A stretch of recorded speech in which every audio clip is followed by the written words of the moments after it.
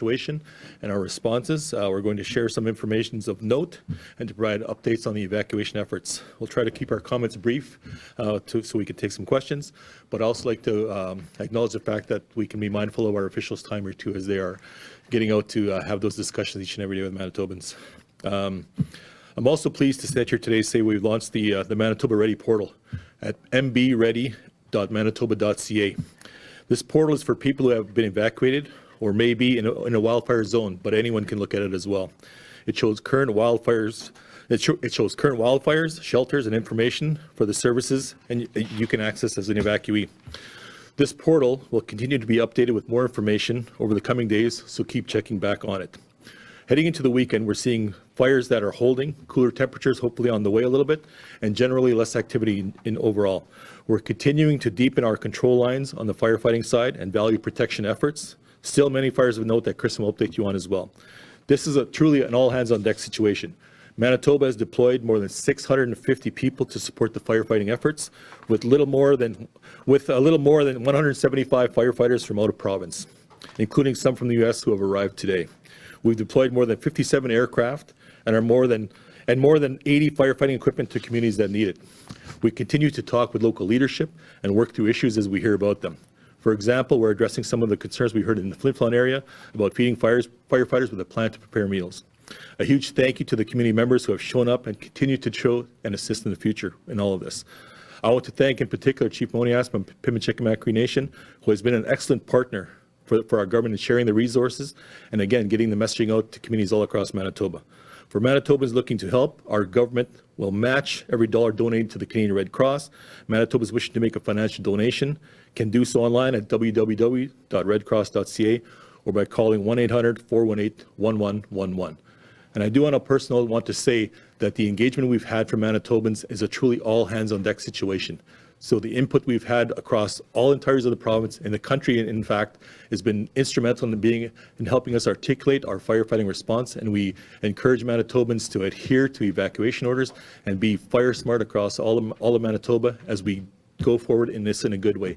And we will get through all this together. And I will pass it on to Kristen now to update us on the specific fire situations as it pertains to Manitoba.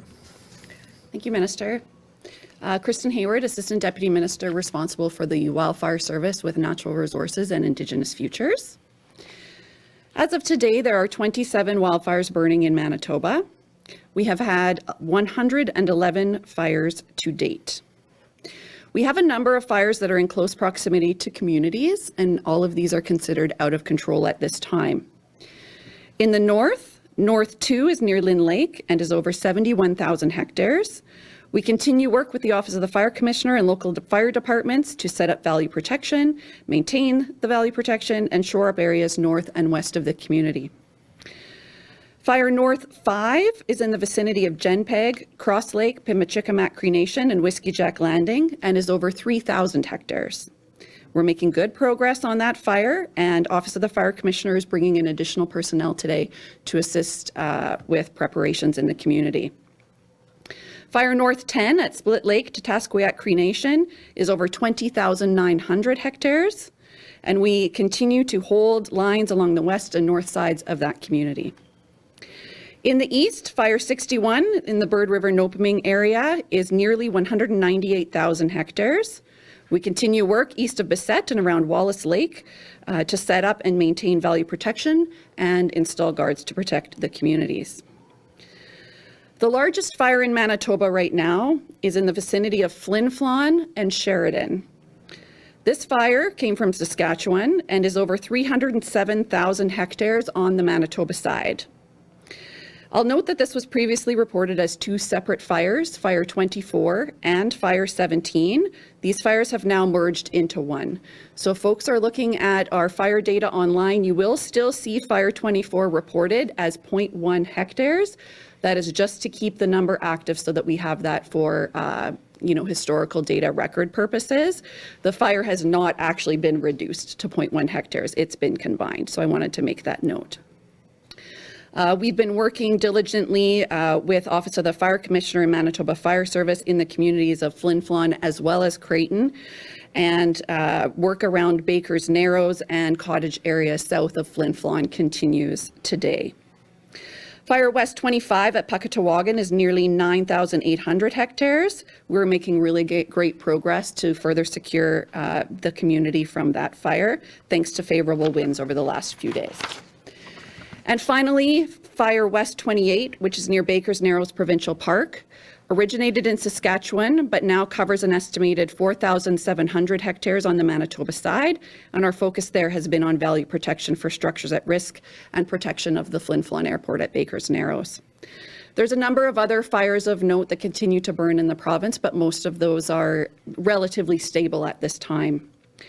I'll note that the weather over the last couple of days has improved our ability to get some pretty good progress done on these fires. We have had cooler temperatures, a little bit higher humidity.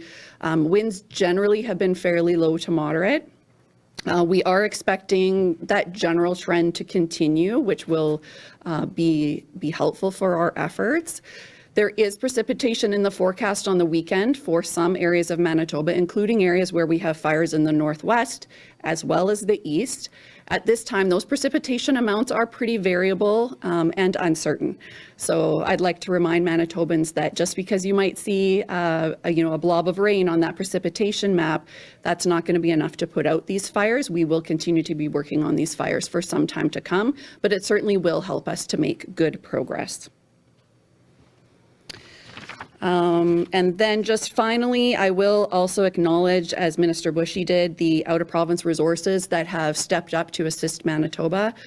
We have Parks Canada arriving in the province today, the United States crews, as Minister Bushy mentioned, as well as a number of other agencies that have been supporting us and continue to remain in province. At this time, I'll pass it over to Christine to share an update on behalf of emergency measures. Thank you. As Kristen indicated, wildfire affects broad swaths of Manitoba at this time. Our state of provincial emergency stays in effect. 21 communities have declared states of local emergency in Manitoba. There are 26 evacuated communities across the province, and 4 communities remain on short evacuation notice. The impacts of these fires are being felt across the province, and together we're working with partners at the municipal level, the federal level, across nations to respond and support those who have been impacted and those who are evacuated. I'll hand it to Minister Naylor to speak more on that point. Thank you, Christine. My name is Lisa Naylor. I'm Minister of Transportation and Infrastructure and the Minister responsible for the Emergency Management Organization. Thousands of Manitobans have been displaced from their homes and communities, and as a government, we have moved very quickly to give them safety and shelter. Working across multiple government departments, working with community partners, with Canada, we've accomplished a huge scale evacuation in a fairly short time. Because of the huge scale of this crisis, we did open congregate shelters to provide immediate safety. However, as policy, Manitoba aims to provide hotel rooms for all evacuees. Now, the majority of evacuees are in hotel rooms or with friends and family. The evacuees have shown incredible patience and resilience throughout a time that for many, it may be one of the most difficult of their lives. And we need to, as Manitobans, all continue to come together and support with kindness and compassion what has been happening for our fellow citizens. I also want folks to know that the Winnipeg Humane Society established a shelter for pets of evacuees who aren't able to have them, keep them with them while they are sheltering. And we do know about some pets that were still left in home communities. We've been working with emergency services and firefighters in different communities, Flin Flon as an example, who are helping to feed and look after any pets that may have been left behind. We can now move on to questions. How are people getting access, Minister, to financial support through the Red Cross, just for the cost of day-to-day living? Appreciate maybe their hotels are covered and they have access to meals through the Red Cross, but it is costing people to be away from home. Yeah, so do you want me to take that one? There is I believe today that the money will start, that program of a daily stipend is coming into place. So all of that is being organized through the Families Department, through our emergency social services.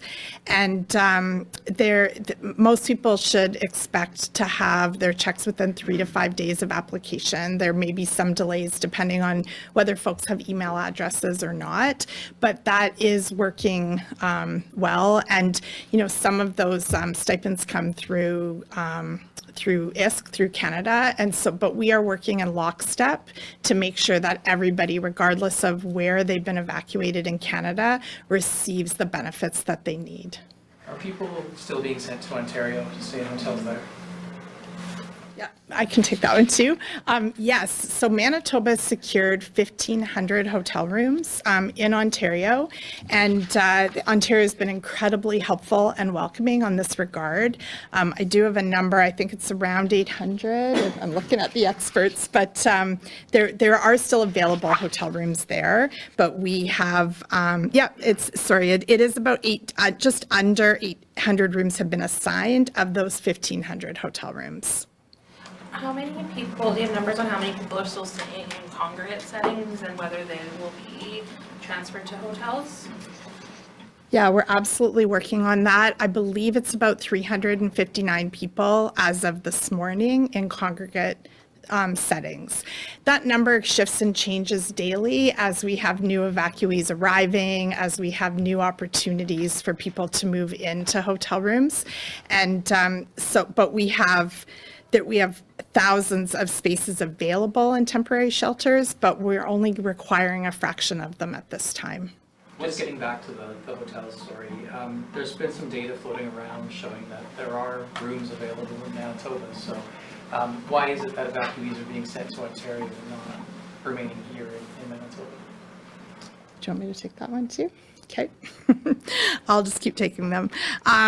So right now we have 1,732 hotel rooms that have been assigned for evacuees in Manitoba. We have a little over 200 rooms available, with another 200 anticipated to become available over the next few days. In part, at the very beginning of this crisis, that there was an offer of rooms before we were able to mobilize as many rooms here in Manitoba. And there was a lot of rooms available. And certainly, just as a reminder, when we did the largest evacuation period, when we had to evacuate Flin Flon and some other communities at the same time, we already had 2,500 people at that time who'd been evacuated from other communities. And earlier on in this, we had also evacuated people into Manitoba from the fire that affected the White Dog First Nations in Ontario as well. So this has been going on for a long time. There's been a lot of moving parts, and we are happy to accept that support from our neighboring communities that have reached out to support in that way. Question for Minister Bushy. We spoke with a retired conservation officer from Flin Flon who said he, along with a number of retirees, have reached out to the province over the last week asking to let them help fire crews provide assistance to those that are up north. They have felt like they've been ignored and they have been told no from the province. What is your response to those retirees wishing to provide assistance? Well, I'd like to show our appreciation for all Manitobans that are stepping up in this time of need. And I also want to assure Manitobans that our Manitoba Wildfire Service is the best of the best. So when we have time to engage and have those communications from either retired civil servants or people with expertise in the various areas around wildfire suppression, we engage those conversations all the time, and we take that advice and we kind of move it forward as well too. It's also very unique. It's a very unique situation in terms of what this is in Manitoba. So there is not a one-size-fits-all approach necessarily because of the terrain, the climate, the environment, the precipitation, equipment that we have on the ground, boots on the ground. So for us to be able to have the conversation as to how can folks help, it's been very great to be able to engage that, and we do have those conversations, but it's also about community safety as well too. So we do want to not put folks in harm's way, but we do want to help stand up the boots on the ground that we have. So we are having those conversations, and we encourage Manitobans that want to be able to reach out to reach out and engage those conversations, and that advice is more than welcome, and we kind of put that in place with what we have on the ground. This is a question for the panel, but do we have a number on how many communities, First Nations, are under mandatory evacuation orders distincting from how many are voluntary? Do we have a distinction between? Yes, so 26 communities are under mandatory evacuation orders. There's 4 communities who are on short evacuation notice, and there are a handful that are self-evacuating due to air quality issues. So it would be 4 that are voluntary, we could say? No, those are on short evacuation notice. Short evacuation. We said 27 wildfires. How many are out of control right now? Just give me one moment.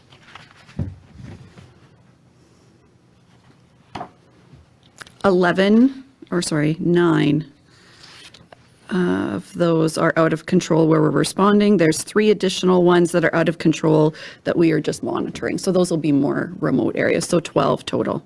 Oh, perfect. Yes. And in terms of maybe security, Minister Naylor, did you have any issues regarding security in those congregate area or hotels? And if so, or if not, what measures are you taking to make sure people feel safe in there? Yeah, absolutely. Manitobans' safety is of the utmost importance to us, and we know that there can be risks and challenges in congregate settings.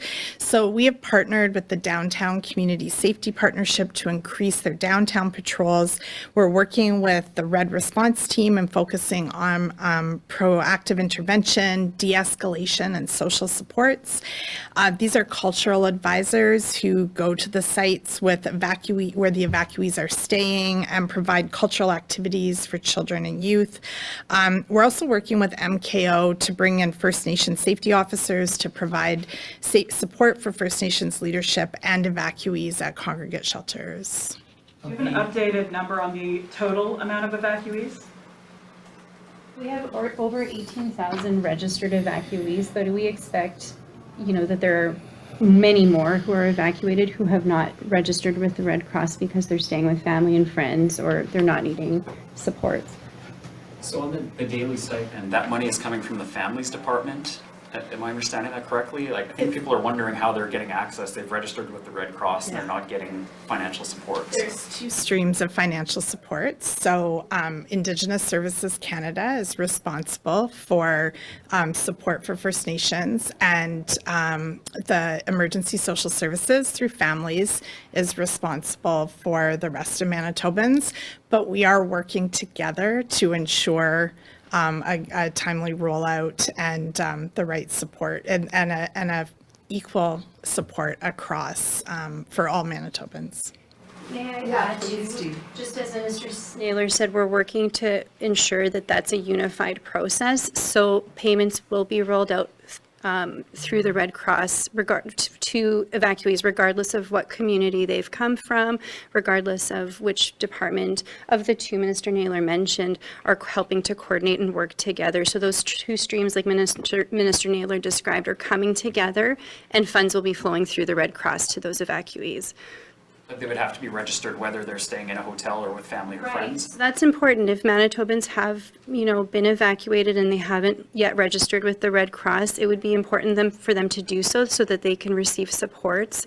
And that can happen on the website, or if you go to our new portal, if you click on the area that you've evacuated from, there's tons of information that can point you to resources available, including the registration with the Red Cross. Regarding the communities that have been evacuated or on notice, are there any new evacuations today or new alerts or notices when it comes to evacuations? No new mandatory evacuations as of this morning. Maybe a question for Mr. Bushy. Why did you feel that MB Ready was necessary? Was there a lack of something, or why was this new website necessary? I think, Minister Naylor, I think could take that question. That's great. It came out of my department, and I'll just say we saw it as a really important opportunity to consolidate information all in one place. So most of this information was already available, but you might have to go to the EMO website for some of it. You might have to go to the Office of the Fire Commissioner site for some of it. You might, there were different places, different streams of information, Manitoba 511 to find out what roads were closed. You can get all that information here. fire, and it will be updated in real time. So if you're clicking on a road to find out is this open or closed today, that may take you directly to 511 because that is updated in real time. But anything in terms of resources, where to reach out, how to register, all of that information is consolidated into one space right now. So it's a really helpful, it's a web-based portal at this time, and I think really helpful for Manitobans to get all their information in one place, and not just for evacuees. I mean, certainly I'm sure the media can access updated information, as well as all Manitobans who are looking to help or support their fellow citizens. And is it only offered in English as of right now? At this moment it is. We wanted to stand it up very quickly, but we're in process with the French content, so that should come out soon. Yes. This week we heard from several First Nations who were putting call-outs to get equipment and resources to help fire suppression on the ground, and we've heard from Chief Moyes that they were able to get some of that. Wondering about the other First Nations. Have anyone been in contact with them? Are there efforts to get fire suppression resources into their communities? Me? Yeah, so I think what's as we go forward, the communication is key. We've been in touch with the First Nations as what they need boots on the ground. And I think there's been a really concise and hardworking effort to close some of those gaps as regards to communication. So the portal, for example, is a good example of streamlining the information and getting the accurate information to communities, but also getting the support to the communities as well, too. So we've engaged, so as you mentioned, Chief Monias was one committee, but also to Tasqueyac and Puckatawagan as well, too, being able to have boots on the ground and resources to hear what they need. So we are addressing those in real time. So what they need for the communities, to protect the communities, but also for the areas as well too. Chris, question for Kristen. We heard that Flin Flon has avoided any structural loss, but we've heard that some cabins and homes outside the community have been lost. Does the province have any tally on how many properties have been lost in the fire so far outside of Flin Flon? Yeah, unfortunately, we do know that there has been a number of structures lost in those areas.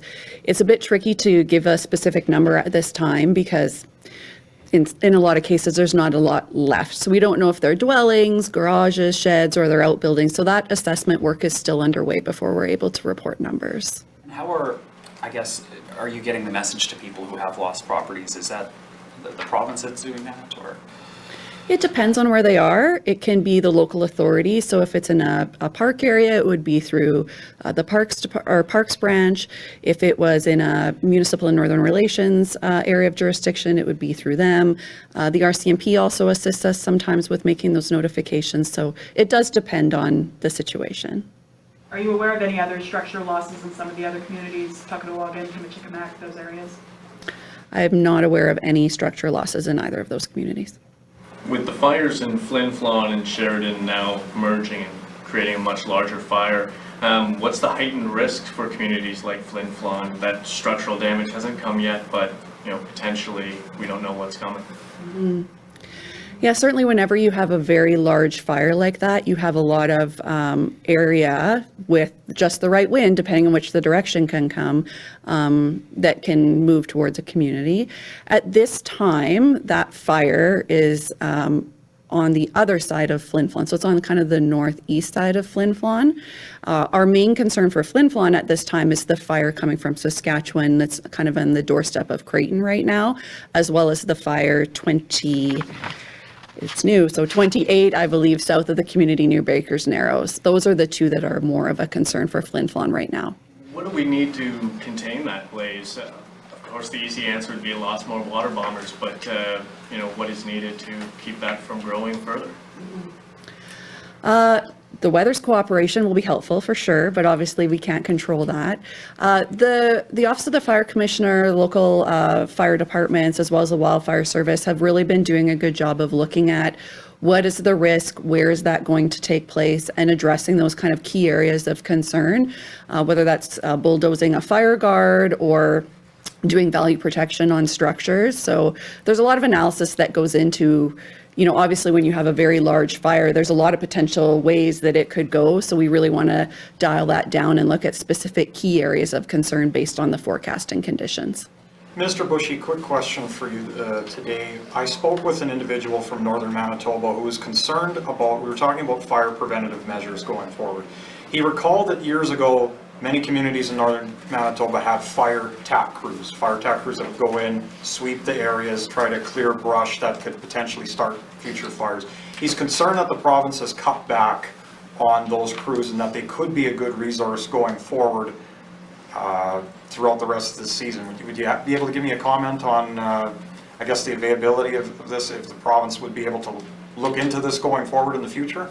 Well, absolutely. I think the emergency firefighters program, I think is what you're alluding to there, has been kind of drawing out of communities in northern Manitoba, in particular First Nation communities as well too, for decades. So being able to stand that up and being able to get out in those communities in a proactive way to train up those people that can be called on in this time of need. So it is something that absolutely is on the radar to be able to stand up in a really solid way. And we'll do that in conjunction of talking with leadership in either Northern Affairs communities or First Nation communities to be able to have those at the ready. So as we go forward, absolutely, that's part of the discussion. Maybe, I don't know if it's too soon for this or not, but for those who've been evacuated to Ontario or far from home, what kind of plan will be in place to help them get back and ensure that they do get back home to their families? Yeah, we're certainly working closely with the First Nation leadership for folks that have been evacuated. And when it is safe for them to return home, we will ensure that all Manitobans come back home. The fire near Flin Flon has also joined 2 fires from Saskatchewan, is that right? Do you know the answer to that, Chris? There's 2 fires from Saskatchewan, and there's also the one that was here already, Fire 24, that was previously from Saskatchewan. So 3 total, yes. It's a lot to keep track of. And this has come up a few times in the last few days, but the possibility of using the Emergency Measures Act to free up hotel rooms in Winnipeg or elsewhere in Manitoba. Do you foresee any need for that at all in the days ahead? That is always an option that's available to us if it is required. But at this time, we are working with the Manitoba Hotel Association. We're working with Tourism Manitoba and other tour operators in the province. It's a group effort to acquire the rooms that we need ideally in this way, in a voluntary way, making available all available spaces to Manitobans who require it. And we have been making incredible progress on that front. It's everybody. Thank you. Thank you.